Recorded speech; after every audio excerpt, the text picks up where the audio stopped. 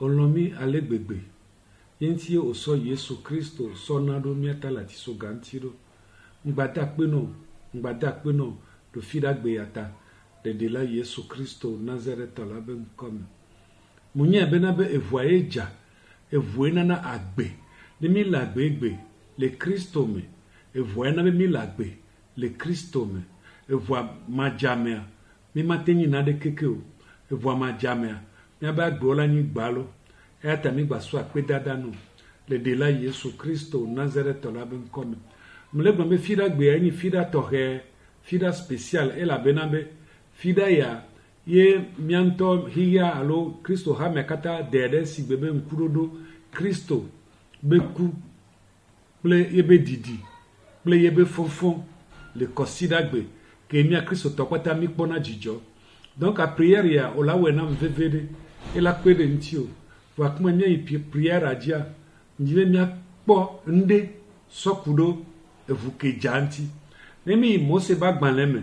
Mose bagbanle evelia etawe ve pokui blave voto Mose bagbanle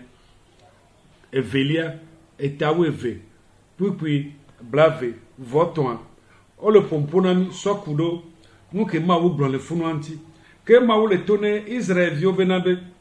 odo so anleja be voa wasiside wa ba gbo be ationti wa ba gbo batianti no so voa sisidonti ne ga keme ya Yehova ye jave po Egypte la kene ya ekpo voila ye manabe ngblela la gere wa ba pomo ebele jave po java to Egypte apo Egypte la kele ekpo voila ke ngblela mato wa ba pe mevayo ngblela magere wa ba pe mo amen donc egomenyi benabe evoani Jesi amen evoani Jesi na mawu kunu gblela be apesi apekentie evoa be Jesi lela ke ngblela magere apewamu no vinyam je matono ndeka ya benabe de Yesu be voa be Jesi le agbewa be votronwa de Yesu Kristo Nazareth la mo vi de ka Kongola alpha et omega la agbesila e mola nyatepela agbebolola de yebe evoa elle o votre nom de le bonbon va le yade o pona Yesu be voa be Jesi le ejio be votre nom chuchugba me be ji be votre elle vevede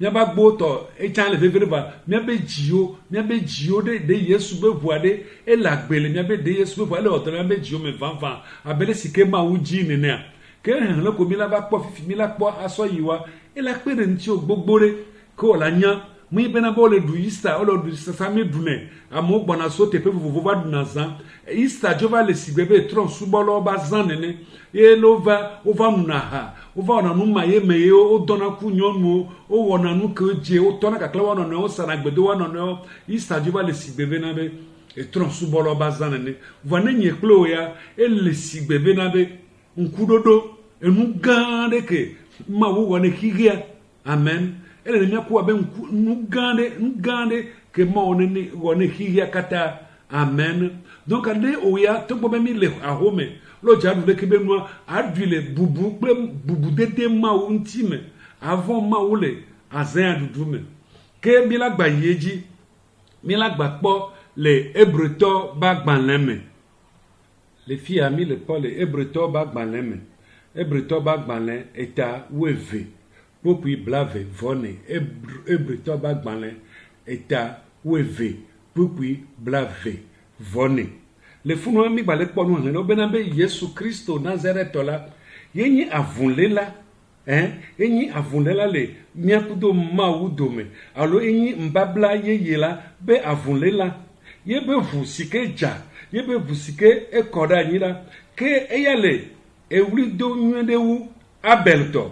amen yala padum alo le mpopo nyedewu abelto ke abel be vula nka bele glo abel be vula le glo bena be vengeance ma wu bien hono namla kake Yesu Kristo Nazareth la be vula ele glo bena be fofo tuekeo ele be munya nu sike wo mo le o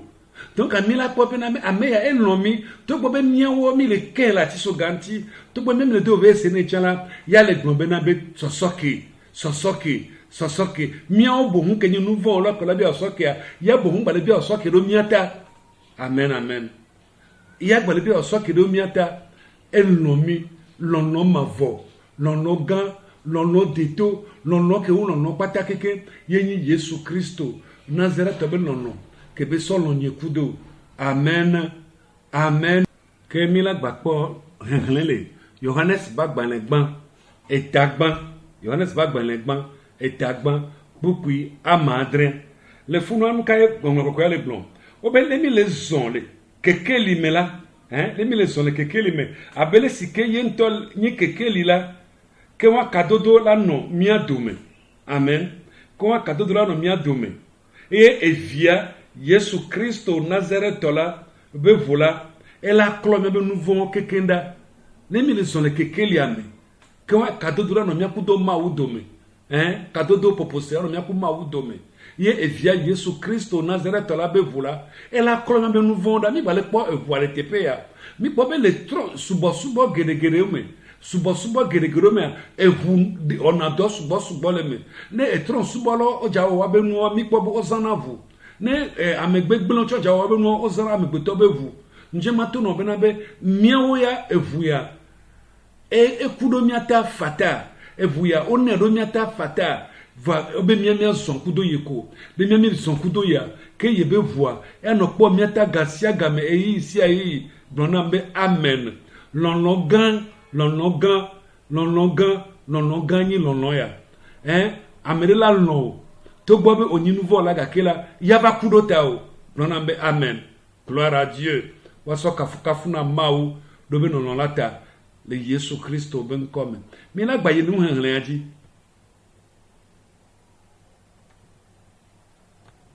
le mi po nya de defiant allo apocalypse bagbalem etagban popi amaton le mi hlen akpa pote a mi po akpa allo mi gnombe bea mi la po amlima be nyare le funu amen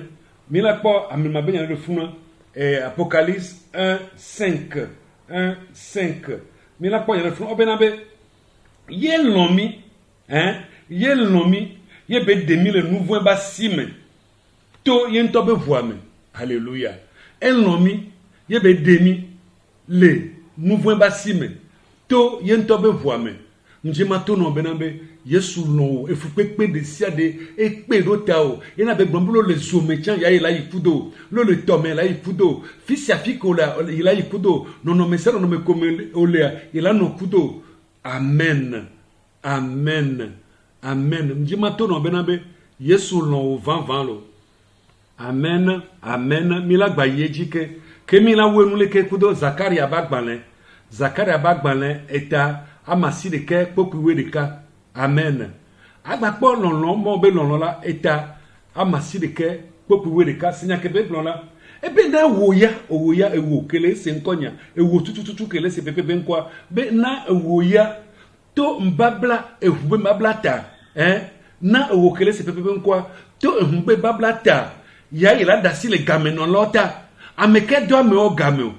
Satan hondriba azeo abevoin dio odo mia mauvido ega va maule glono kapopoe me benabe to ehube mabla tala amesia meke odo gahome Satana do gahome evi majibe game ayadudu be game edolele be game edomakpo be game